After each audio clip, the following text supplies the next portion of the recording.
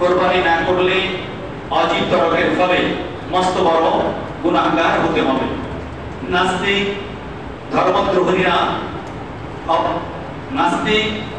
ধর্মদ্রোহীরা অপকৌশলে আমাদেরকে বিভিন্ন অজুহাতে কোরবানি করতে নিরুৎসাহিত করে থাকে। সাবধান, কারো প্ররোচনায় কোরবানি ত্যাগ করবেন না। একান্তই যদি নিজস্ব ব্যবস্থাপনায় কোরবানি করতে না চান, সেক্ষেত্রে কোনো লিল্লাবনি ও এতিমখানা যদি দায়িত্ব নিতে সম্মত হয়, তাহলে তাদেরকে দায়িত্ব ন্যস্ত করে হলেও কোরবানি সম্পন্ন করুন। এতে কোরবানিও আদায় হবে, গোশত দানেরও সওয়াব হবে।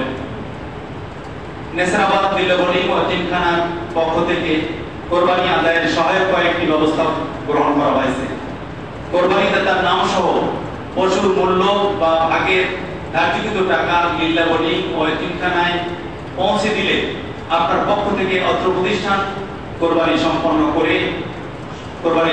করে দেবে। আপনার সুবিধা মতো নিম্নবর্ণিত যে কোনো ব্যবস্থা গ্রহণ করতে পারেন। 1.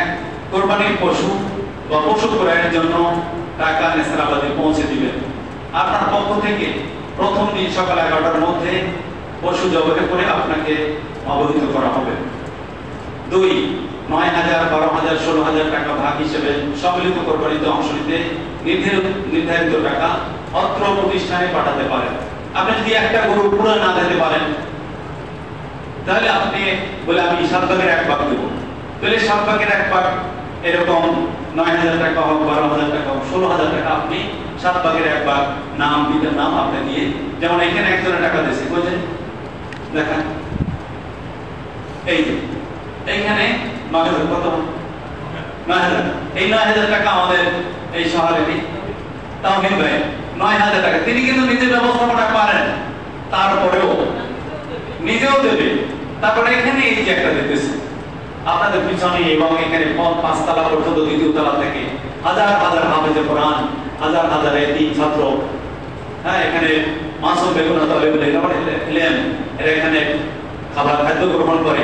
আপনার এই একটা কোরবানি, এটা দিতে সকলের হবে না, কিন্তু এখানে আরো কোরবানি হবে, কিন্তু আপনার এই গোষ্ঠী বিপ্লব সকলের সাথে মিলে গেল, এখন সকলকে খাওয়ানোর আপনার সব হইতেছেন। এভাবে করে আপনারা অংশগ্রহণ করতে পারেন। এছাড়া কোরবানির পশুর চামড়া, আচ্ছা, 16,000 টাকা ভাগ হিসেবে হিসাব আনতে টাকা অতিরিক্ত থাকলে জানানো হবে।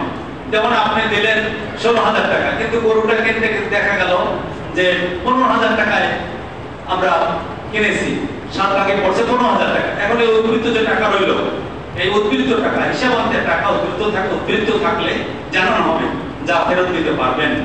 এছাড়াও কোরবানির পশুর চামড়া সাধ্য অনুযায়ী গোশত লিল্লাবনি ও এতিমখানায় দান করুন। নিজে দান করুন, আত্মীয় স্বজন বন্ধু বান্ধবদেরকে দানের জন্য উৎসাহিত করুন। প্রয়োজনে নিম্নে যে মোবাইল নম্বর রয়েছে সেগুলোর সাথে আপনারা যোগাযোগ করতে পারেন। আপনার যে কোনো দান সরাসরি নেসরাবাদে পৌঁছে দিতে পারেন।